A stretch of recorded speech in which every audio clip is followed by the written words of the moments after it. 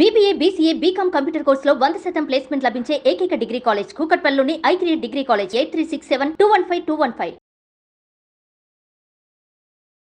Hi viewers, India's largest digital media network Suman టీవీకి స్వాగతం. ప్రస్తుతం మనతో ఉన్నారు motivational speaker and life coach Anuprasad. Anu నమస్తే. నమస్తే రాధా. ఎలా ఉన్నావు? ఫైన్. ఎండలకి వేడిగా నీరసం చాలా వస్తుంది చాలా కదా. అవును. సో మంచిగా కొబ్బరి బొండం మంచిగా ఎక్కువ తీసుకుంటూ ఉంటే మనలో ఎనర్జీ ఉంటుంది Yes. అను, మనం ఇప్పుడు జనరేషన్ వాళ్ళ గురించి మాట్లాడుకుంటే పెళ్లి అన్న పదానికే భయం పడుతున్నారు బాగా. పెళ్ళ మాకొద్దు అనే వాళ్ళు, చేసుకునే వాళ్ళు తక్కువ మంది ఉన్నారు, ఇష్టపడే వాళ్ళు. అవును. వద్దు అనుకునే వాళ్ళు ఎక్కువ మంది ఉన్నారు. ఎందుకు అలాగా? ఒకప్పుడు లేదు కదా ఇలా. అంటే దీనికి చాలా చాలా రీజన్స్ ఉన్నాయి. ఇప్పుడు పూర్వకాలంలో మనకేంటి, అంటే మన అమ్మలు అమ్మమ్మల టైంలో అయితే మనకి వాళ్ళు మెచ్యూర్ అవ్వకుండానే పెళ్ళిళ్ళు చేసేసేవారు. అదొక బాధ్యత. మెచ్యూర్ అయిన తర్వాత 16, 18 ఆ ఏజ్ రేంజ్ వచ్చింది. అంటే అప్పుడు ఏంటంటే పెళ్ళి ఒక రెస్పాన్సిబిలిటీ పెద్దవాళ్ళకి. ఆ పెళ్లి చేయడం, పిల్లల్ని కండం, వంశాన్ని అభివృద్ధి చేయడం అనేది ఒక కాన్సెప్ట్. అది ఒక బాధ్యతగా ఉండేది. సొసైటీలో అదొక మంచి పేరు, మన గురించి మంచిగా చెప్పుకుంటారు జనాలు అనేది కాన్సెప్ట్. పెళ్లి చేయడం పెద్దవాళ్ళ బాధ్యత, చేసుకోవడం పిల్లల బాధ్యత. నెక్స్ట్ మ్యారేజ్ ఏమో ఒకప్పుడు చాలా ఇంపార్టెంట్. ఇది ఇప్పుడు అందరి లైఫ్ లో ఒక ఆప్షనల్ మాత్రమే. కరెక్ట్. అవునా? అది ఎవరి జీవితం వాళ్ళది, ఎవరి నిర్ణయం వాళ్ళది. ఎవరు చేసుకోవాలనుకునేవాడు చేసుకుంటున్నాడు, లేకపోతే లేదు. ఇక ఎందుకు అంటే ఇప్పుడు ప్రతి వాళ్ళు పేరెంట్స్ ఇప్పుడు స్కూల్ స్టేజ్ తీసుకో, స్కూల్లో అయిపోతుంది, తర్వాత కాలేజ్కి వెళ్తారు, కాలేజ్ తర్వాత PhD అంటారు, లేకపోతే కెరీర్ డెవలప్మెంట్లోనే వాళ్ళ సగం జీవితం అయిపోతుంది. ఆ అమ్మాయిని ఇదివరకు ఏంటి, పెళ్ళిళ్ళు చేసేవారు, వాళ్ళు ఏదైనా వాళ్ళకి నచ్చితే ఏదైనా చేసేవారు, లేదంటే ఇంట్లో పిల్లల్ని చూసుకోవడం, బాధ్యతలను చూసుకోవడం. మగవాళ్ళు ఏం చేసేవారు, జాబ్ చేయడమో, లేకపోతే ఏదైనా వృత్తి చేసుకోవడమో, వాళ్ళ కుల వృత్తి చేసుకోవడమో, ఎలాగో అలాగా వ్యవసాయం చేసుకోవడమో, అంతవరకు పరిమితం అయ్యేది. అక్కడి నుంచి ఎలా డెవలప్ అయింది, మనం అమ్మాయిల్ని కూడా అబ్బాయిలతో సరిసమానంగా చదివించాలి. ఎప్పుడైతే మనం సరిసమానంగా అమ్మాయిల్ని కూడా అన్ని రంగాల్లోనూ ముందుకు ఉండేలా చూడాలి అని అనుకుంటున్నామో, ప్రతి వాళ్ళకి కెరీర్ డెవలప్మెంట్లోనే సగం ఏజ్ అయిపోతుంది. వాళ్ళు డెవలప్ అయ్యే అంటే దాంతోపాటు కూడా వాళ్ళకి మెచ్యూరిటీ లెవెల్స్ కూడా ఎక్కువైపోతున్నాయి. ఒకప్పుడు మగవాళ్ళు లైఫ్ లో సెటిల్ అయితే పెళ్లి చేస్తారు, ఇప్పుడు అట్లా కాదు. అమ్మాయి కూడా లైఫ్ లో సెటిల్ అయ్యాక పెళ్లిళ్ళు. దానికి ఎంత అవుతుంది మీకు, ఇంటర్ తర్వాత ఇంజనీరింగ్, లేకపోతే డిగ్రీ, తర్వాత PG, తర్వాత PhD, వాళ్ళ లైఫ్ 30 years అయిపోతుంది. ఆ 30 years ఆ యవ్వనం అంతా వాళ్ళకి కెరీర్ స్ట్రగుల్లోనే అయిపోతుంది. ప్రెషర్, పేరెంట్స్ కంపారిజన్, ఆ సొసైటీలో కంపారిజన్. వాళ్ళ పిల్లల్ని ఎలా చదివించాము, నిన్ను అలాగే చదివించాము, ఆడ IAS అయ్యాడు, ఆడ IPS అయ్యాడు, ఇంకా ఒకరినొకళ్ళు కంపేర్ చేసుకోవడం. ఈ పిల్లలకి లేనిపోని ప్రెషరు, టెన్షన్. ఇంకా దాంతో వీళ్ళు మ్యారేజ్ అనేది ఒక ఆప్షన్ పెట్టేసుకున్నారు. ఇదివరకు ఏంటంటే అమ్మాయిలు బయట కూర్చున్నాము, ఇంకో మగవాడిని చూసినా మనకు అది ఒక తప్పులా ఉండేది. ఇప్పుడు జనరేషన్లో లేదు.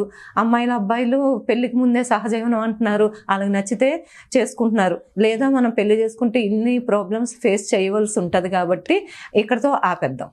ఎందుకంటే అంటే ఇన్ని వాళ్ళకి ఫెసిలిటీస్ వచ్చేసినాయి. ఇప్పుడు పెళ్లికి ముందే మనం సహజీవనమో, లేకపోతే ఒకరితో ఒక 3 years, 1 year, 2 years స్పెండ్ చేయడమో, నచ్చితే మనం ముందుకెళ్దాం.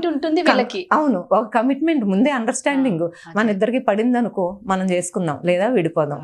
ఇంకా అక్కడ అది ఇంకా దానికి ఇంపార్టెన్స్ ఏముంది మ్యారేజ్కి? పెళ్లికి ముందే అన్ని అనుభవించేస్తున్నారు, అన్ని చూసేస్తున్నారు.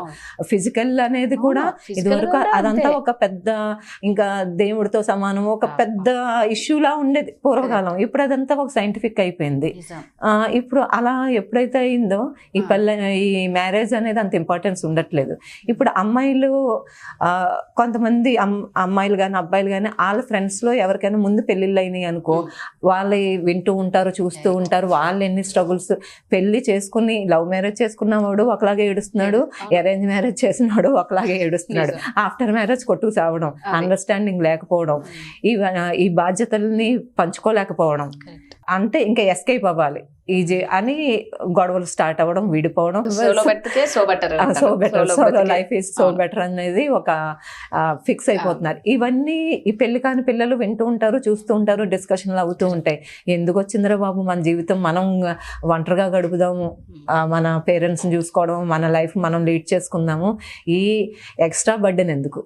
ఒక్కసారి మ్యారేజ్ కమిట్మెంట్ అంటే పిల్లలు, సంసారం, జీవితం, లైఫ్ సముద్రాన్నైనా ఏదొచ్చు కానీ పెళ్ళైన సంసారాన్ని ఎదలేమనేది కాన్సెప్ట్. అది కరెక్ట్. నిజంగా చెప్పాలంటే ఏదైనా నువ్వు ఎంత స్ట్రగుల్ అవ్వు, ఎంత ఏదైనా మనం జయించగలం. కానీ ఈ సంసారం అనే మూడి ఉంటుంది చూడు, నిజంగా మనం కూడా అనుభవిస్తున్నాం కదా.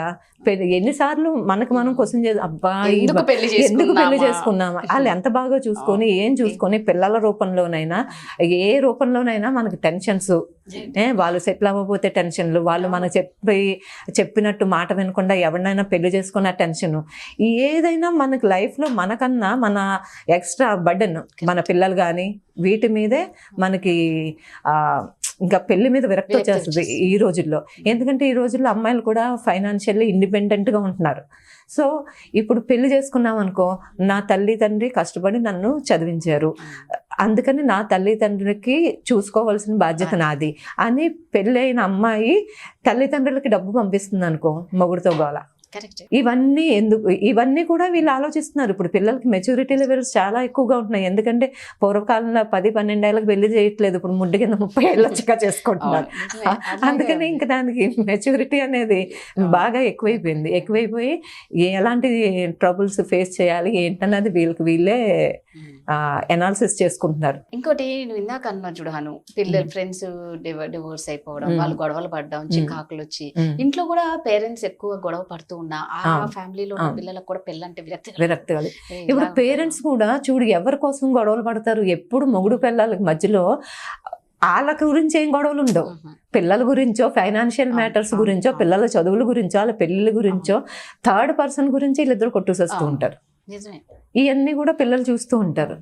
సో ఎప్పుడైతే ఇవన్నీ అందరు పిల్లల మైండ్ ఎప్పుడైతే ఇలాగ మెచ్యూరిటీ లెవెల్స్ పెరిగి వాళ్ళే కెరీర్ని డెవలప్ చేసుకుంటున్నారో, సోలోగా ఉంటేనే బెటర్ అనేది ఈ రోజుల్లో కాన్సెప్ట్ అయిపోయి ఈ బాధ్యతల్ని, బరువుల్ని వాళ్ళు ఫేస్ చేయలేకపోతున్నారు. కరెక్ట్. సో అందుకని సోలోగా ఉంటేనే బెటర్ అని చాలా మంది డిసైడ్ అయ్యారు. ఫీలింగ్ అదే. బట్ ఏంటి అంటే భారతీయ సంస్కృతి సంప్రదాయంలోనే పెళ్లి అనేది ఒక ప్రధాన ఘట్టం అయిపోయింది. ఒకవేళ జీవితంలో చేసుకుంటున్నా కానీ పేరెంట్స్ పోరు పడలేక చేసుకుంటున్నారు. నలుగురు అడుగుతారు, పెళ్లి కాలేదా అని అడుగుతారు. సొసైటీ కోసం పెళ్లి చేసుకున్న చాలా మంది ఉన్నారు. ఇంకా చేసుకున్నాక అడ్జస్ట్మెంట్ ఏంటంటే ఒకప్పుడు ఇన్ని కంఫర్ట్ లేదు.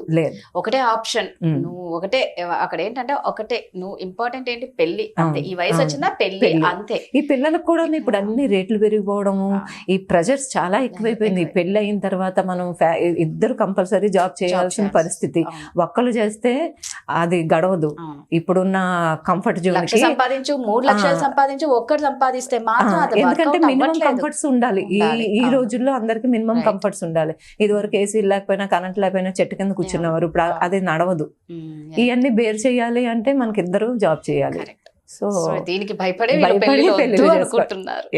Super, thank you.